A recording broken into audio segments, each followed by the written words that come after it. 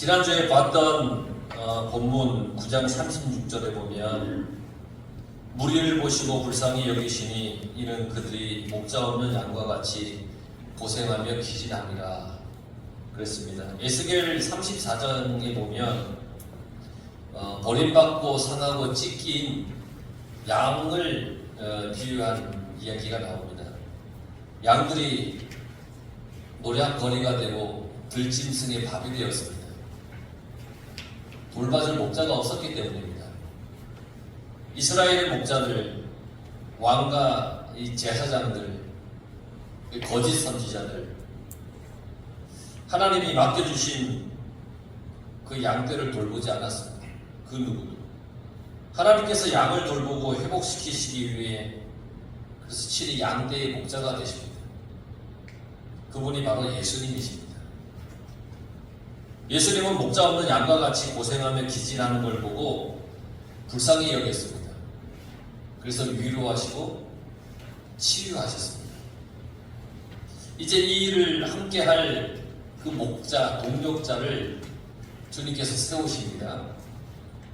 제자들을 택하셔서 선한 목자의 일을 하도록 맡겨주십니다. 귀신도 쫓아내고 모든 병을 고치고 약한 것을 고치는 능력을 함께 주면서 함께 할 동력자, 목자를 주님께서 세우십니다. 오늘 1절 말씀에 보면 예수께서 그의 12 제자를 부르사 더러운 귀신을 쫓아내며 모든 병과 모든 약한 것을 고치는 능력을 주시니라. 우리 인생은 누구 손에 들려있느냐, 누구 손에 붙잡혀 있느냐에 따라서 인생이 달라집니다. 주님의 손에 붙들리면 존귀하게 사용됩니다. 우리가 부족하고 온전하지 못해도 주님이 능력을 채워주시고 우리를 온전하게 하셔서 사용하십니다. 그러니까 주님의 손에 붙들려 있는 게 가장 복된 인생입니다. 예수님이 12명의 제자를 부르셨습니다. 여러분, 예수님을 따라다니는 사람들이 참 많았죠. 많은 무리들이 늘 따라다녔는데 근데 그 중에 12명을 주님이 제자로 부르셨습니다. 특별히 부르신 제자입니다. 12명. 그러면서 그들에게 뭐라고 말씀하셨냐면 나를 따라오너라. 내가 너를 사람을 낳는 어부가 되게 하리라. 또 예수께서 그 12 제자를 부르사 더러운 귀신을 쫓아내며 모든 병과 모든 약한 것을 고치는 권능을 주시리라. 특별히 택함을 받아서 세워진 12명에게 주님은 큰 권능을 베풀어 주셨습니다. 그리고 목자 없는 양과 같이 떠도는 이들에게 그 능력을 가지고 하나님의 말씀을 전하고 하나님의 인도함을 따르게 그렇게 그들을 보내셨습니다. 여러분, 나는 예수님에게 부름받은 사람이라는 것을 알아야 됩니다. 여러분 모두가 예수님의 부름을 받은 사람들입니다. 그러면 우리의 삶이 바뀝니다. 새로워집니다. 하늘의 삶이 시작되는 겁니다. 예수님의 사람이 되는 겁니다. 나는 예수님으로부터 예수님에게 부름받은 사람이라는 것을 잊지 마시길 바랍니다. 제자들을 선택하신 것은 전적으로 주님의 주권이에요. 나 좀 택해주세요. 나 좀 데려가주세요. 이게 통하지 않습니다. 주님께서 전적으로 부르신 겁니다. 필요해서 부르신 겁니다.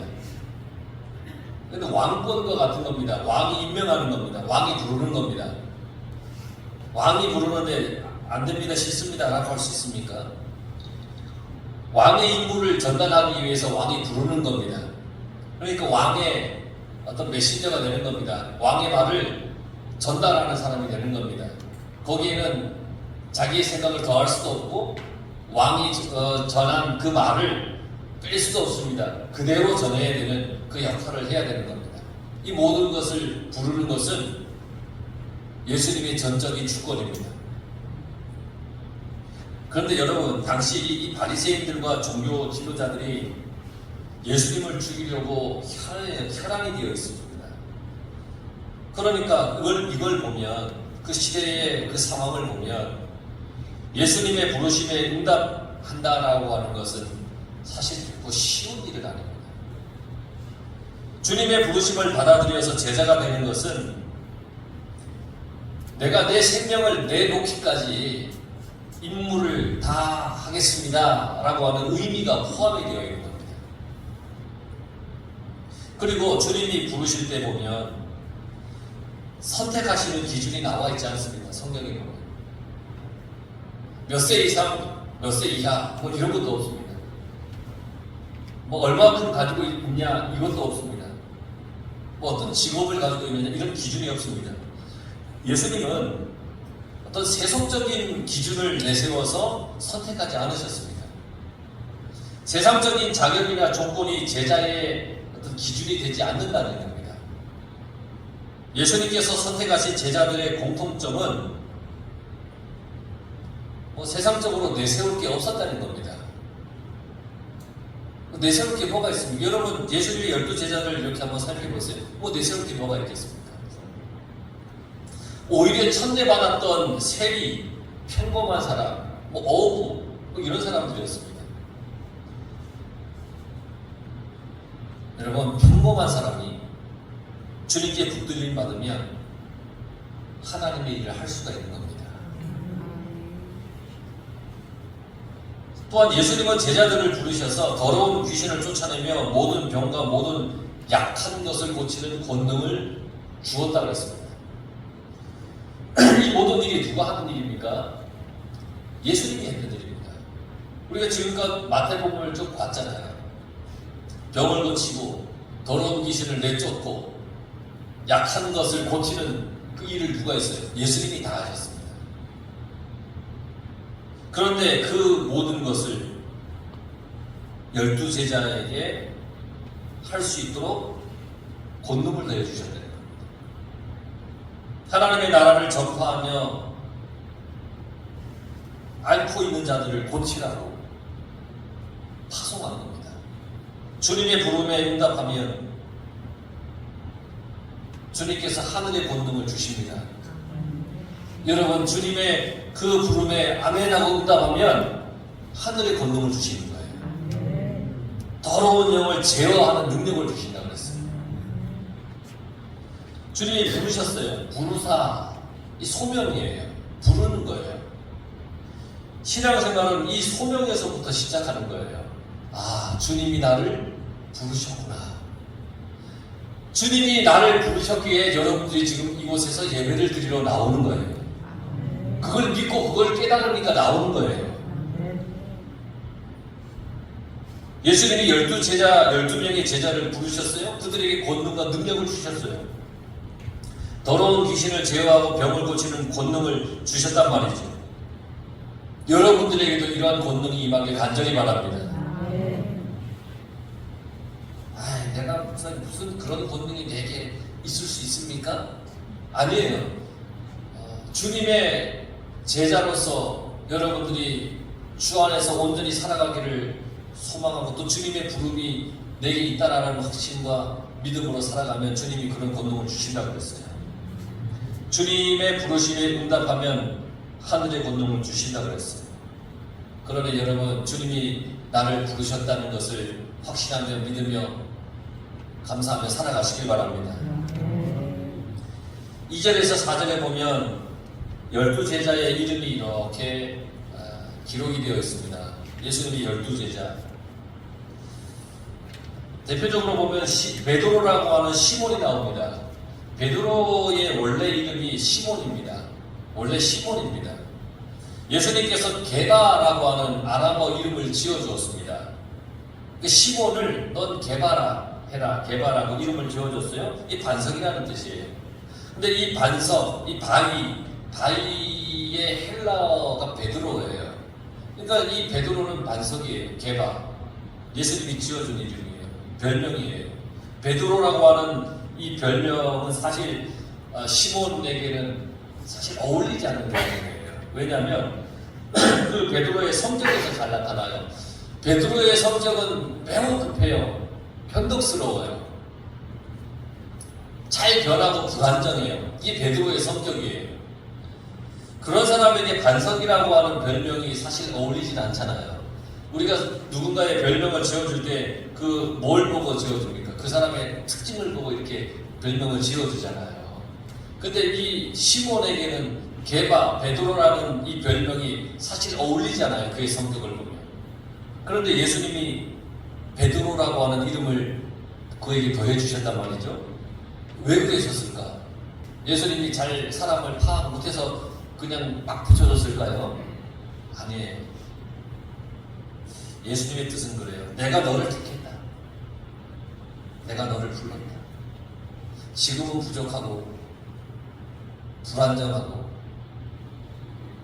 그렇게 살아가고 있지만 믿고 응답하고 따르면 반석같이 사용하겠다. 교회의 기초로 사용하겠다. 교회의 기둥으로 쓰겠다. 이런 주님의 뜻이 담겨있는 베드로라고 하는 별명의 이름을 지어줍니다. 세베대의 아들 야고보와 그 형제 요한이 있죠. 둘 다 불같은 성질을 가지고 있어요. 그래서 천둥의 아들이라는 별명을 주님이 지어주었어요. 천둥의 아들, 이 두 가지 의미가 있는데 우선은 긍정적인 의미. 1세기 유대인들의 문서에 보면 천둥을 이제 하늘의 소리라고 그들이 여겼습니다. 천둥이 막 이게 하늘의 소리라고 여겼어요. 하늘이 보낸 소리, 이 강력한 메시지라는 얘기예요. 그러니까 내가 너를 천둥의 아들로 삼으리라. 이제부터 하늘의 소리를 말하는 그러한 메신저로 내가 세우겠다. 그런 의미로 그들을 천둥의 소리라고 불같은 그 성질을 가지고 있는 그들에게 그렇게 별명을 지어줬어요. 그런데 부정적인 의미가 있어요. 천둥의 소리. 이게 뭐냐면 파괴하는 벼락이에요. 파괴하는 벼락. 누가복음 9장 54절에 보면 예수님이 제자들과 함께 사마리아에 들어갑니다. 사마리아는 이방인의 땅이에요. 사마리아 사람들이 예수님과 그 제자들을 받아들여주지 않았어요. 그러니까 야고보 요한이 화가 나는 거예요. 아니 왜 당신들은 말이야 우리 예수님 이 주님 이 하나님의 아들을 너희들이 받아들이지 않고 그 복음을 받아들이지도 않아? 그래서 화가 났습니다. 그러면서 예수님에게 그들이 뭐라고 얘기를 했냐면 주님 하늘에서 불을 내려서 이 사람들에게 벼락을 쳐주십시오. 이 사람들은 벼락 같은 사람들이에요. 그래요 여러분, 주님께서는 이 벼락 같은 성질을 가지고 있는 야고보와 요한을 변화시켜서 하늘의 소리를 내는 그러한 메신저로 세우시려고 하시는 거예요. 그들이 주님의 손에 붙들렸을 때 하늘의 그 말씀을 천둥처럼 증거하는 사도가 되는 겁니다. 약점이 많은 사람들입니다. 그러나 주님께서 부르셨어요. 그 부름에 순종하고 나올 때에 주님이 귀하게 쓰시는 겁니다. 순종하고 나올 때. 또 보면 가나나인 시몬과 가룟 유다가 나옵니다. 가나나인은 누구냐면 이 열혈당원이에요. 열혈당원. 그 로마 제국을 상대로 독립투쟁을 하는 어떤 그런 단체 거기 출신이에요. 가나나인은 어떤 나라의 독립을 위해서 투쟁하는 그 단체 출신의 사람이에요. 이 가나나인 시몬, 가룟 유다, 예수님을 팔아버린 사람이잖아요. 이 가룟이라고 하는 말은 유다의 별명이에요. 그러니까 뭐 성 이게 아니라 가룟, 우리가 가룟 유다라고 그러는데 가룟은 유다의 별명인데 이 가룟이 무슨 뜻이냐면 거짓말쟁이라는 뜻이에요. 그래 예수님이 왜 유다를 뽑았을까 제자로 참 궁금해요. 나중에 천국 가서 만나면 좀 물어보고 싶어요. 왜 유다를 뽑으셨습니까? 배반할 걸 알고 뽑으셨는지 아니면 모르고 뽑으셨는지 우리가 알 길은 없어요. 그러나 다만 모든 것이 하나님의 섭리와 계획 속에 속한 일이기 때문에 우리가 다 할 수는 없어요. 그러나 주님은 그도 제자로 뽑아 사용하셨다는 거예요.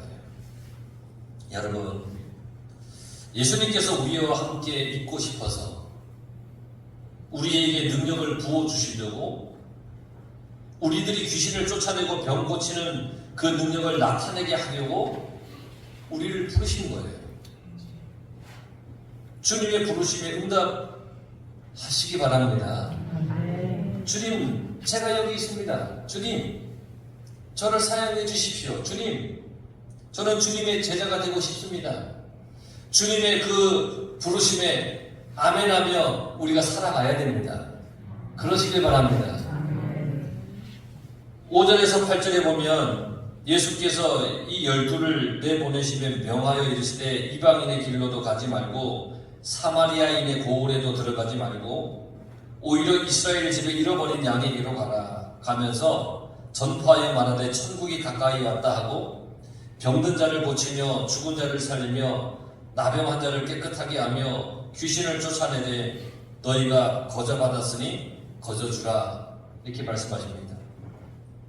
이방인의 길로도 가지 말고 사마리아인의 고을에도 들어가지 말고, 이 말씀은 이들을 구원해서 제외했다는 말이 아니에요.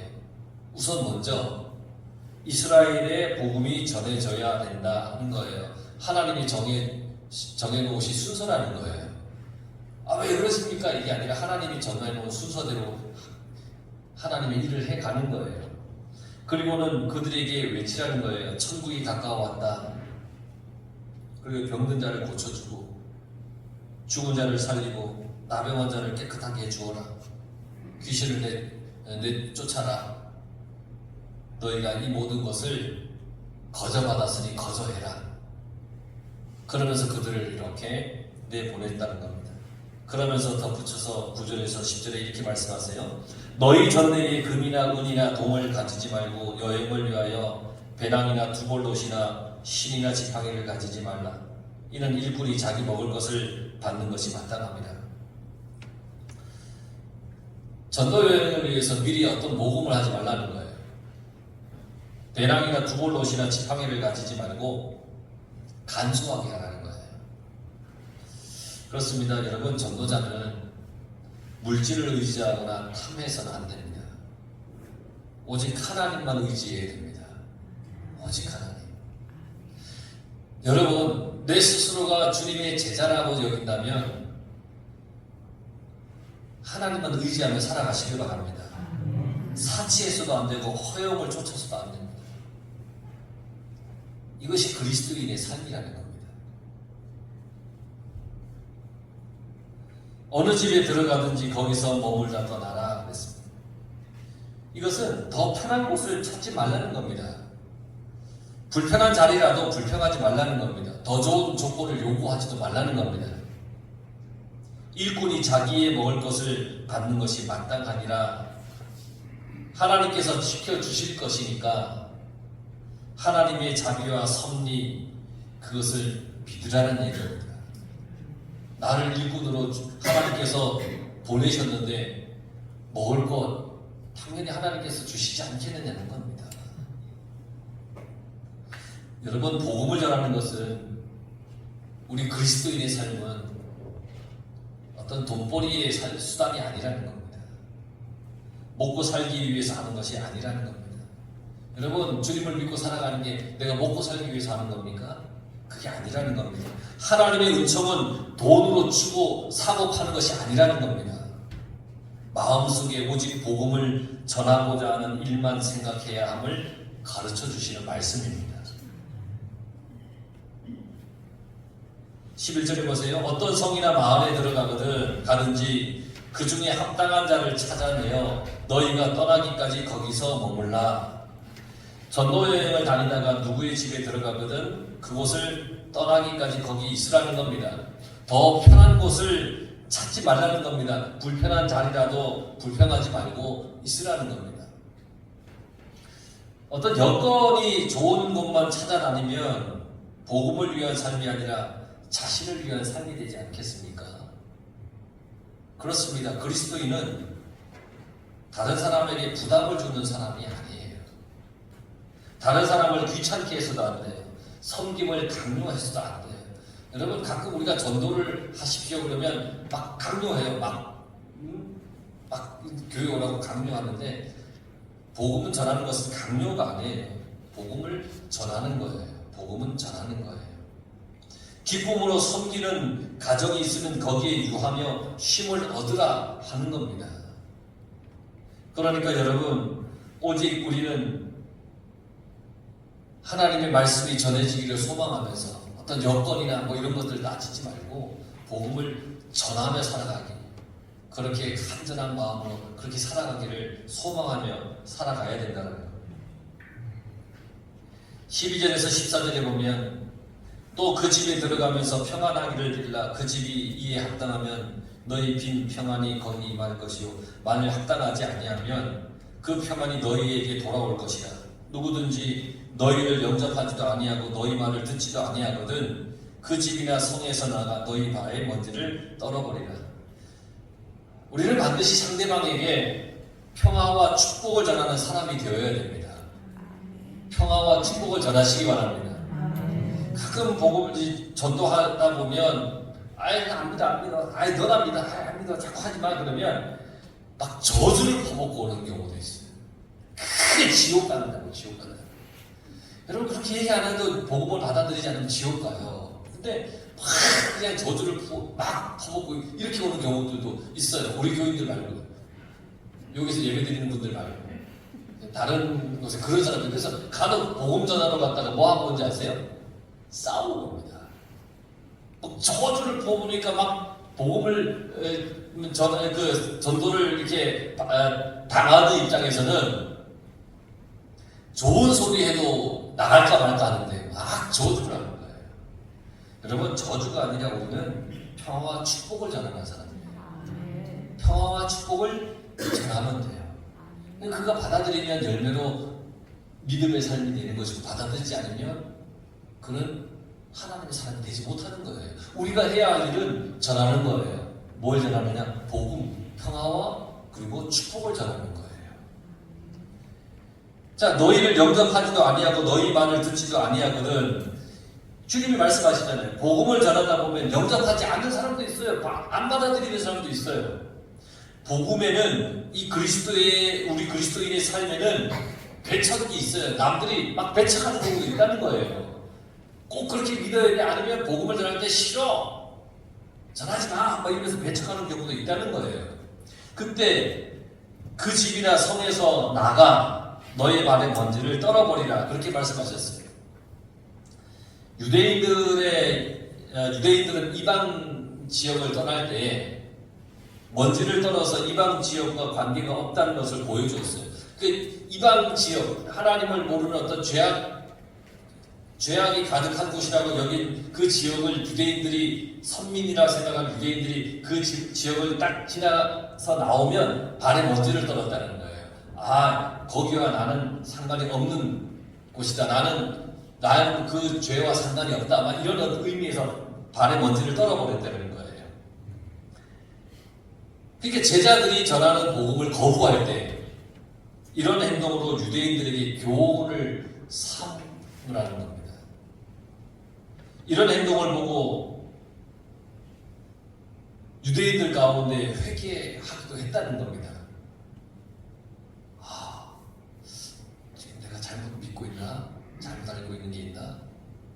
복음을 들으면서 그래서 받아들이지 않으니까 발에 먼지를 떠니까 우리가 이방 지역에서 하던 그 행동을 이렇게 하네? 그러면 내가 뭔가 잘못한 거 있었나? 이러면서 회개하는 경우도 있더라는 거예요. 또한 이렇게 발에 먼지를 떨어버리는 행동에는 말씀에 대해서 배척하는 사람들의 것은 먼지라도 탐내지 말라라고 하는 그런 의미도 있다는 거예요. 그러니까 그리스도인은 끝까지 탐심을 버리는 그런 태도를 가지라.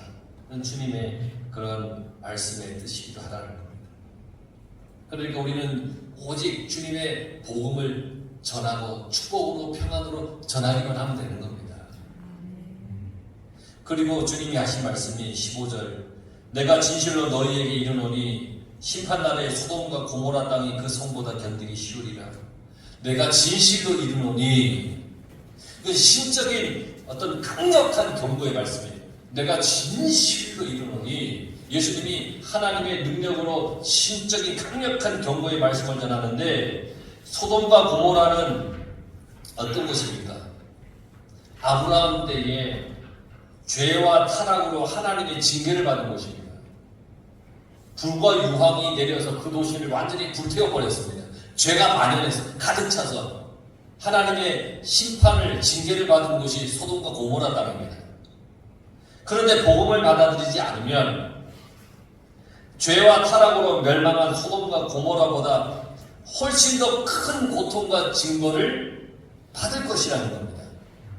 유대인들은 소돔과 고모라의 멸망을 잘 알고 있습니다. 구약의 말씀을 그들은 믿고 있으니까 잘 알고 있습니다.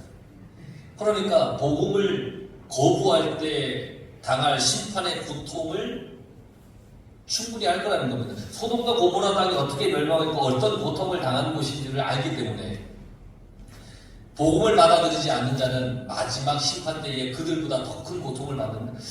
야, 소돔과 고모라 땅이 받았던 고통보다 더 큰 고통? 오. 그러면서 그들이 깊이 생각해 볼 거라는 거예요. 이렇게 선언하신 이유는 하나님의 구원 계획의 중요성을 확실하게 가르쳐 주시기 위해서입니다. 구원받아야 된다는 겁니다. 구원받지 못하면 소돔과 고모라가 당했던 그 고통보다 더 큰 고통의 심판을 받을 수밖에 없는데 그게 얼마나 끔찍하고 고통스러운지를 깨달으라는 겁니다. 그리고 구원은 정말 중요하다는 것을 가르쳐 주시기 위한 말씀입니다. 우리가 오늘 복음을 받아들여서 주님을 믿는 것은 여러분 매우 잘하는 겁니다. 하지만 우리가 나만 믿어서 된다라고 하는 여기서 멈춰서는 안 됩니다. 우리도 전해야 됩니다. 전하라고 우리를 먼저 부르신 겁니다. 여러분들은 주님의 제자입니다. 그러니 제자답게 우리도 전하면서 살아가야 됩니다. 나 능력 없습니다. 아닙니다. 주님이 그 능력 주신다고 그랬습니다. 나 말 못합니다. 아닙니다. 주님이 말할 수 있도록 우리를 이끌어 가신다는 겁니다. 능력을 주신다는 겁니다. 아픈 사람이 있으면 가서 기도해 주세요. 아이 목사님 내가 무슨 아니 주님이 주신다고 그랬습니다. 그러니까 여러분 그렇게 우리가 제자의 삶을 부름받은 자의 삶을 우리가 충실히 살아가는 그런 여러분들의 삶이 되길 간절히 축원합니다.